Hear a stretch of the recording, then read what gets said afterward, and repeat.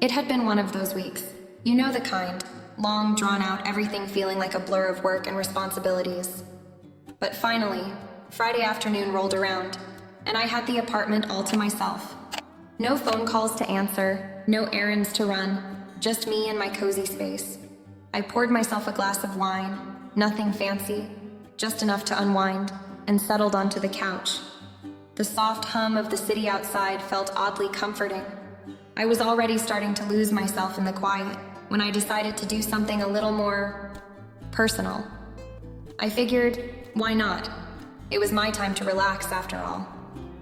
I was just getting comfortable when I heard a knock on the door. At first, I didn't think much of it. Maybe it was the delivery guy, or maybe one of the neighbors asking about something trivial. Nothing out of the ordinary. But then I heard the door handle jiggle, followed by the soft, hesitant sound of the door opening. My first thought was that I hadn't locked it properly, but my second thought, well, that one caught me completely off guard.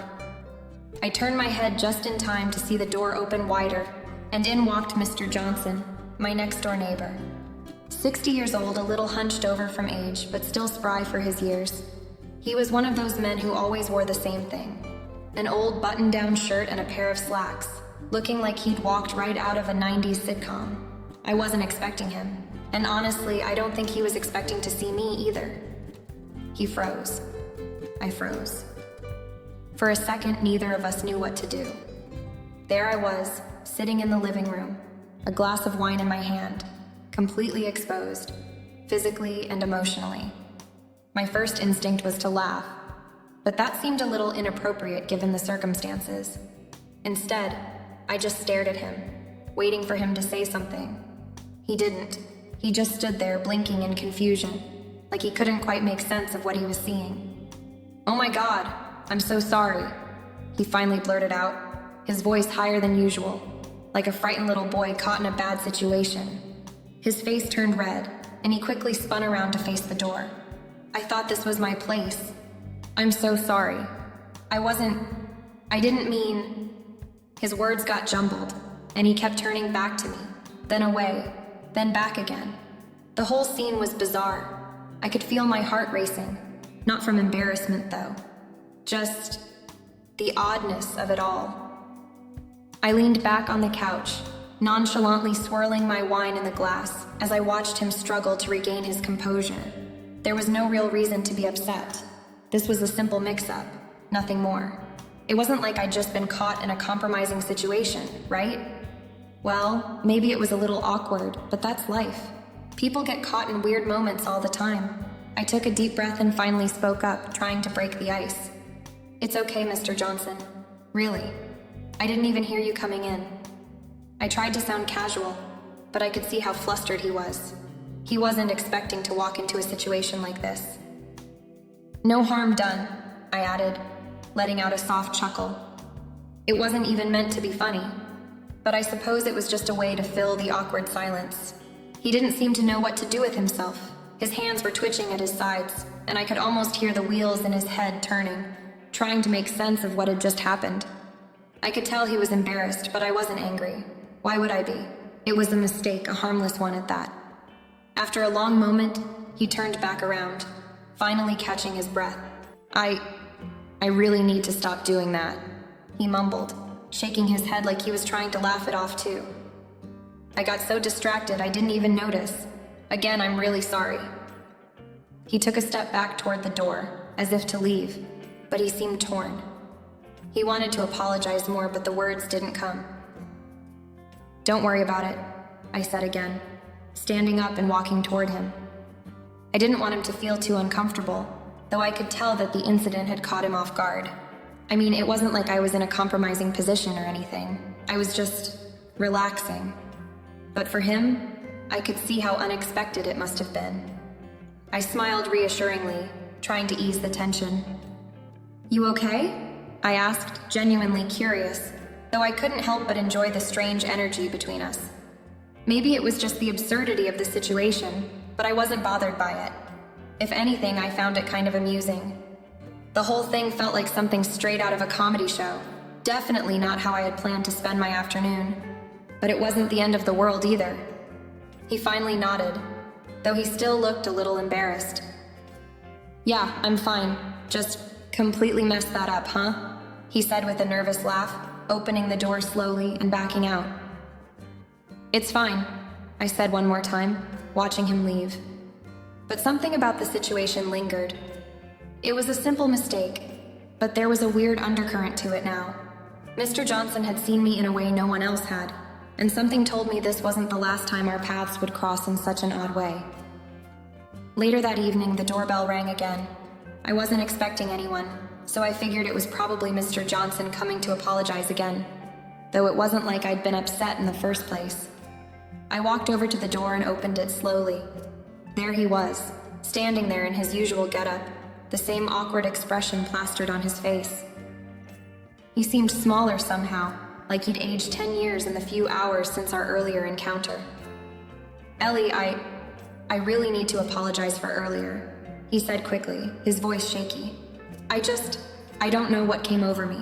I thought this was my apartment, and He stopped mid-sentence, clearly realizing how ridiculous it all sounded. I raised an eyebrow, leaning casually against the doorframe. "You already apologized," I reminded him, keeping my tone light. "It was just a mix-up. No harm done." But Mr. Johnson didn't seem to buy that. He stood there, looking down at his shoes for a moment, then back up at me. His gaze was nervous, unsure, like he wanted to say more but couldn't find the right words. "I didn't mean to intrude, Ellie," he said softly. "I wasn't thinking clearly. I didn't mean to make you uncomfortable." There was a strange vulnerability in his voice, something I hadn't expected from the usually stiff, distant man. It was almost like he was apologizing, not just for barging in, but for something deeper. Something I couldn't quite put my finger on. I tilted my head slightly, letting out a soft, almost amused sigh. "Mr. Johnson," I said, making sure to keep my tone steady and calm. "It's really not a big deal. You didn't make me uncomfortable, it was an accident. And I mean, it's not like I was doing anything." I paused, the words hanging in the air for a second. I wasn't doing anything that should make anyone feel weird. He didn't know how to react to that. His cheeks flushed a little, but his eyes met mine, and there was a flicker of something there. Something that hadn't been there earlier. The tension between us, which had been completely absent before, was suddenly there, thick in the air. It wasn't sexual, not exactly, but it was something else, something unspoken. It was strange, almost like we were both figuring out how to navigate this weird new space we'd found ourselves in. Yeah, I guess you're right," he muttered, shifting on his feet. I don't know. I guess I wasn't expecting that." He glanced at me again, his eyes lingering a little longer than they should have. "I shouldn't have come over here like this, but I wanted to make sure you weren't upset, you know?" I gave him a small, knowing smile. "I'm not upset," I reassured him, feeling an odd sense of power in the situation. Most people would have been embarrassed, probably furious even, but I wasn't. I wasn't fazed in the slightest. Maybe it was because I didn't see what happened as something to get worked up about. Or maybe it was just because I didn't care about the judgment of a man I barely knew. Either way, I wasn't going to make a big deal of it. The awkwardness lingered for a few more seconds as he stood there, unsure of whether to leave or stay. He seemed to be caught between wanting to apologize again and not wanting to overstep. Finally, after what felt like an eternity, he let out a breath, looking down at the floor. "All right, well, I guess I'll let you get back to what you were doing," he said, though it didn't sound like he was ready to leave. He stood there a moment longer, his hands twitching by his sides, like he was waiting for me to say something else. I wasn't sure if he wanted me to forgive him again, or if he just needed some closure to the weirdness of it all. "I'm sure you've got other things to do," I said, cutting through the silence. "Thanks for coming by, but seriously, it's fine." I wasn't sure why I felt the need to reassure him so much, but for some reason I did. I wasn't even mad about what had happened, but something in the air had shifted, and I wasn't sure whether it was something I wanted to explore, or if I should just let it slide and pretend it never happened. Either way, I wasn't going to back down from it. Not now.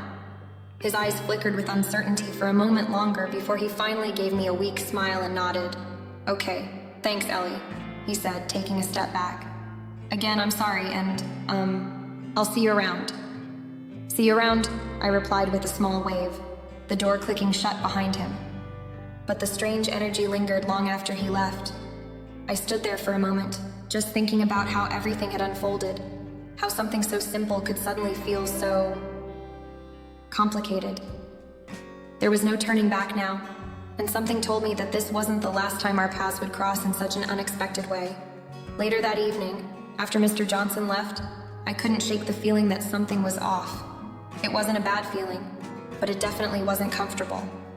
My mind kept replaying the way the air had shifted between us, the way the tension had hung thick in the room after he'd stepped inside. I wasn't sure why it had happened, but I couldn't help but wonder if it would just vanish or if it would keep lingering like an unanswered question.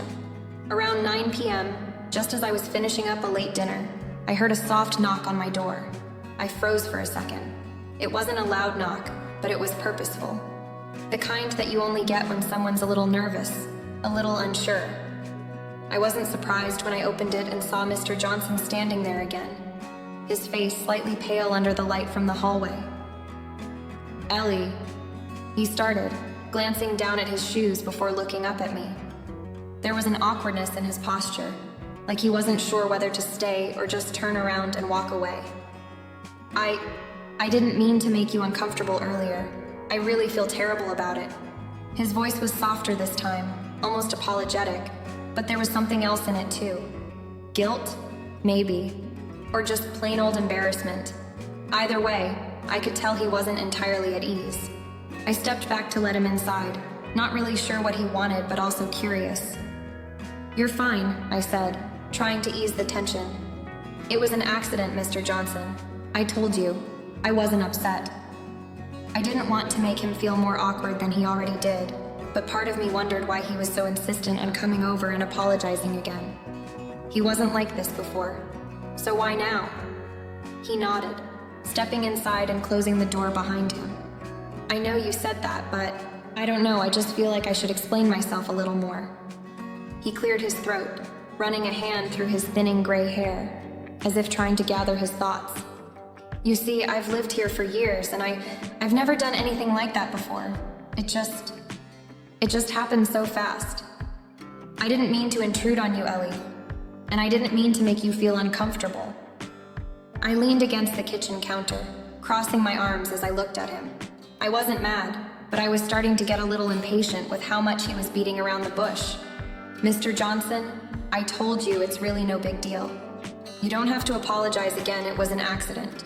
I took a deep breath, trying to steady myself. "Honestly, I'm not upset. It's fine. We don't need to make a bigger deal out of it than it is." He glanced at me, his eyes searching mine, and for a moment the room was thick with the strange energy I hadn't been able to shake since he first walked in. "But I don't know, Ellie," he said softly. "There's something about the way it happened. Something about the way we just stood there. It felt different, you know? It was a mistake, but there was also something else. I can't quite put my finger on it."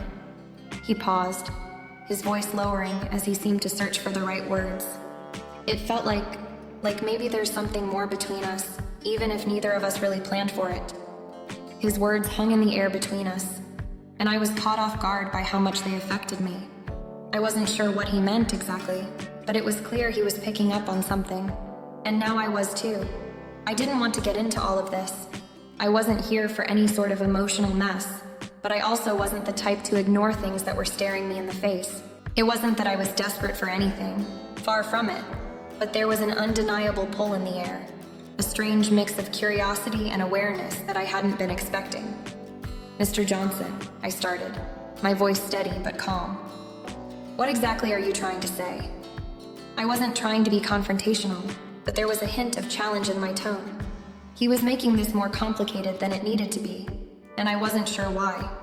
He swallowed hard, his eyes darting around the room as if searching for something, anything, that would make this easier to explain. "I guess I'm trying to say, I think I've noticed something about you, Ellie. Something I hadn't before. And I don't know if it's just me, or if maybe you feel it too. But I don't think it's something we should just pretend never happened." His words were slow, measured, as if he wasn't sure whether to take the next step or pull away completely. I didn't know how to respond to that. I wasn't upset, but I wasn't sure if I was ready to dive into whatever this was. This was already weird enough, but I didn't feel uncomfortable either. The reality was, I didn't want to ignore it. I didn't want to pretend this awkward moment was something I could just forget. So, I said, finally breaking the silence, "What are we supposed to do about it?" Mr. Johnson was quiet for a moment, his eyes searching mine for any sign of what I might be feeling. He didn't say anything, but the way he looked at me like he was waiting for something spoke volumes. Neither of us knew what would happen next, but something told me that this conversation wasn't over yet.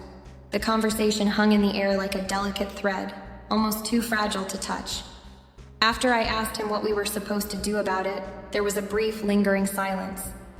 Mr. Johnson seemed to be weighing his next words carefully, as if walking on eggshells. But the silence wasn't entirely awkward. There was something strangely comforting about it. Almost like we both knew we were standing at the edge of something, but neither of us was quite sure what it was.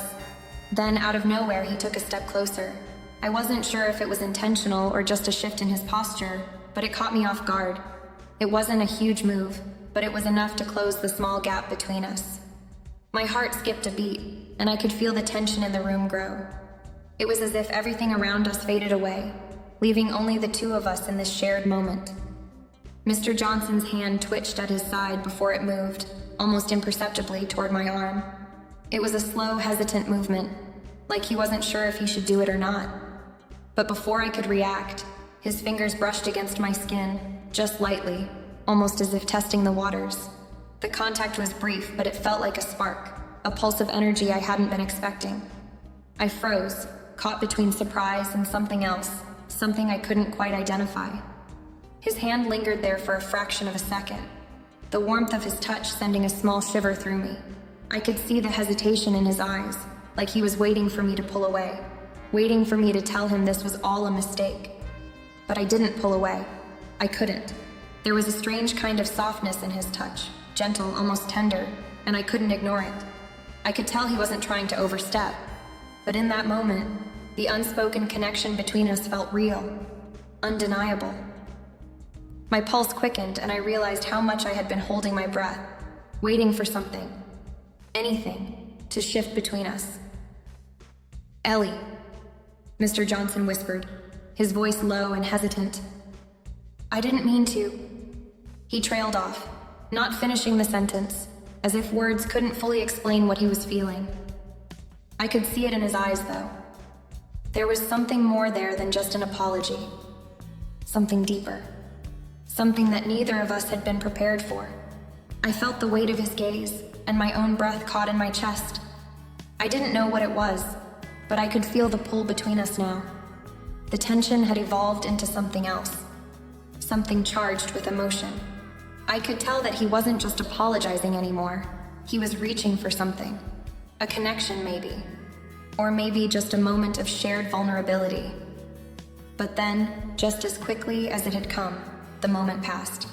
Mr. Johnson pulled his hand back, his expression suddenly distant, as if he had just realized how close he'd gotten. He cleared his throat, looking down at his shoes again, and I could see the tension return to his shoulders. I stood still, my heart pounding in my chest. I didn't know what to make of what had just happened, but I couldn't deny the way it had made me feel. The way his touch had sent a wave of something strange and unfamiliar through me, and the way I wasn't sure if I wanted to let it go. We both stood there for a moment, neither of us speaking, the silence now thick and loaded with everything we hadn't said. Mr. Johnson shifted uncomfortably, breaking the silence with a soft laugh. "I'm sorry," he said, his voice sounding almost apologetic again. "I don't know what came over me. I didn't mean to make you uncomfortable." I shook my head, feeling a little lightheaded, though I wasn't sure why. "You didn't," I said quietly. The words felt almost too simple, but they were the truth. He nodded, his face flushed with embarrassment, but there was something else in his eyes now, a glimmer of something deeper, something that hadn't been there before. "Maybe we should just take it slow," he suggested softly. "I don't know what this is between us, Ellie, but I don't want to mess things up." I nodded slowly, unsure of what else to say. I wasn't sure either. But in that moment, I realized that whatever this was, I wasn't quite ready to walk away from it. Something had shifted between us, something subtle but undeniable, and I wasn't ready to pretend it didn't matter. "I think that's a good idea," I replied, my voice steady. I wasn't sure where this would go, or even if it would go anywhere at all. But for the first time since he'd walked in that day, I didn't feel the need to pull away. I didn't know what was happening between us, but I wasn't in a hurry to shut it down either. Whatever it was, I was willing to let it unfold at its own pace. The days that followed were a strange mix of normalcy and undercurrents of tension, a tug-of-war between the world as it should be and the unspoken connection that lingered between Mr. Johnson and me. Despite the brief encounter and the charged moments we had shared, life outside my apartment continued as usual. I still went to work, met up with friends for coffee, and ran errands, but something felt different. It was as if the fabric of my reality had been stretched, and there was a thread I couldn't quite pull back into place. I'd catch myself thinking about that night, about the way his fingers brushed my arm, about how the air had felt thick with something neither of us could name, and what unsettled me the most was that I couldn't decide if I wanted it to go away or if I wanted to lean into it.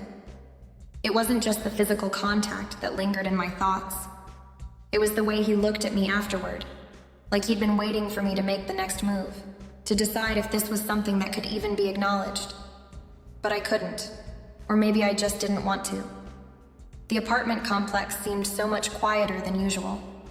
The hum of everyday noise had a sharper edge, and the sound of Mr. Johnson's footsteps in the hallway seemed louder than before.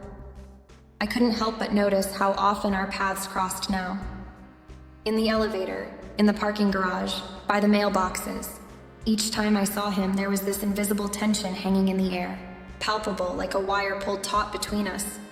It wasn't like we were avoiding each other, but there was a hesitance that hadn't been there before. Mr. Johnson would give me a quick nod when we crossed paths, his face neutral but his eyes searching mine for some kind of acknowledgement. I'd return the nod with a smile, but it was always quick, guarded.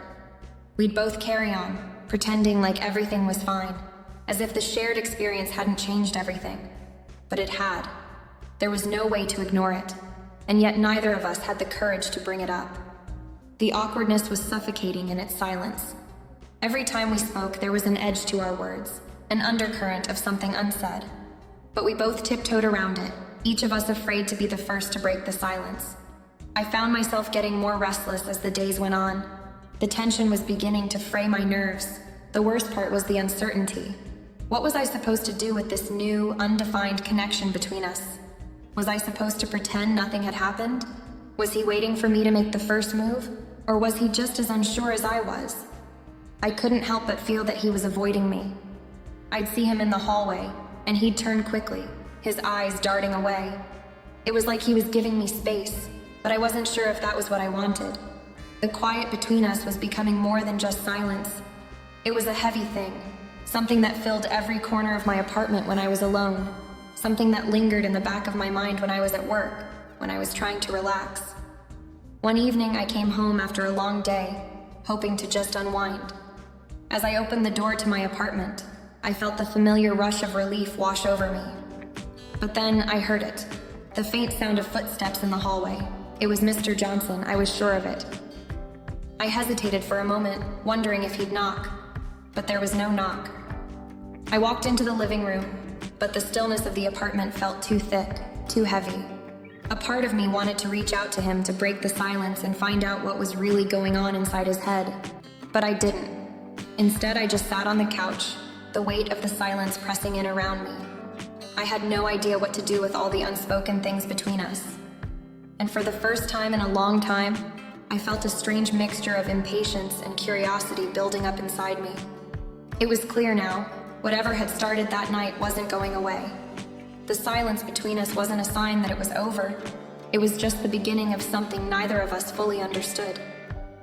The weeks passed, but the tension between Mr. Johnson and me didn't let up. It only grew more pronounced. Each time I saw him, it was like a magnetic pull, and no matter how hard we both tried to ignore it, I could feel the weight of everything left unsaid between us. Every time we crossed paths in the hallway, or when I'd catch him glancing my way in the parking lot, there was this electric charge, a silent acknowledgement that we were both aware of it. At night, I'd lie in bed, staring at the ceiling, my mind replaying that moment when his hand had brushed my arm. The way the air had shifted, how everything had felt suspended for just a few seconds. So much had changed in that brief exchange, yet neither of us had the courage to face it head on. It wasn't just curiosity anymore. It was a deep pull, a yearning I hadn't expected to feel, and one I wasn't entirely sure I knew how to handle. It was late one evening, after a long day, when the knock finally came. I had just poured myself a glass of wine and sat down to unwind when I heard it. Soft, tentative. My heart skipped a beat, and I didn't even need to check the peephole to know who it was. I took a breath before opening the door. There stood Mr. Johnson, looking more serious than I'd ever seen him. His usual relaxed demeanor was gone, replaced by a mix of uncertainty and something else. Something I couldn't quite place, but I knew it was there. "Ellie," he said, his voice quieter than usual, almost as if he was testing the waters. "We need to talk." The words sent a ripple through me. I wasn't sure whether I was relieved or nervous, but I stepped aside, letting him in. As soon as he crossed the threshold, I could feel the shift. The air felt heavier, charged, like we were standing on the edge of something monumental. We both stood in silence for a moment, neither of us sure where to begin. His hands were clasped in front of him, and his shoulders were tight. I could see the conflict in his eyes, the indecision written all over his face. I was still unsure of where I stood in all of this, but I wasn't going to let the moment slip away again. "So what do we do about it?" I asked, my voice calm, almost like I was waiting for him to show me the way. The question felt so simple, but it carried the weight of everything that had happened between us. He looked at me for a long moment, as though he was considering his next move carefully. "I don't know," he finally admitted, his voice thick with hesitation. "But I can't stop thinking about it, about you, about us." I didn't know how to respond to that, but I could feel a shift inside me. It wasn't fear, but something else. A recognition that this was the moment of decision. Neither of us had the answers, but the longer we let this unspoken tension linger, the harder it would be to walk away from it. "I've been thinking about it too," I said slowly, my eyes locking with his. "About what this means, about where we go from here." He let out a breath, his shoulders sagging slightly. "I don't want to make things weird. I don't want to hurt you. I'm not even sure if I'm doing the right thing by even being here right now."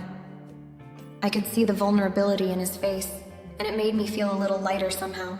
He wasn't trying to rush me. He wasn't pushing for something I wasn't ready for. In that moment, it was clear that we were both navigating uncharted territory, but we were doing it together.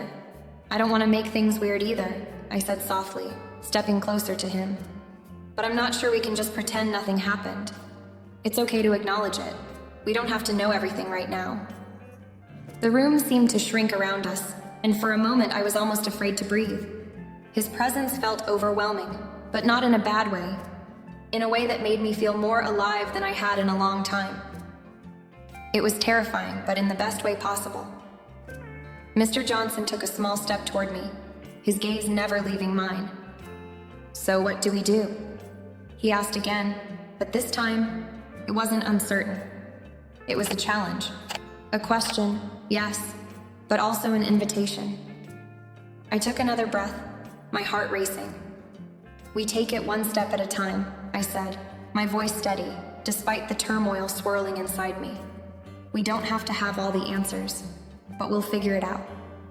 The air between us was charged, and I knew that nothing would be the same after this conversation. The future was uncertain, but for the first time in a long time, I wasn't afraid of what might come next. Whatever this was, I was ready to face it. We both were. We stood there for a long moment, the tension still palpable, but somehow less frightening now. We didn't need to say anything else. We both knew that things had shifted, and now it was just a matter of seeing where it would take us.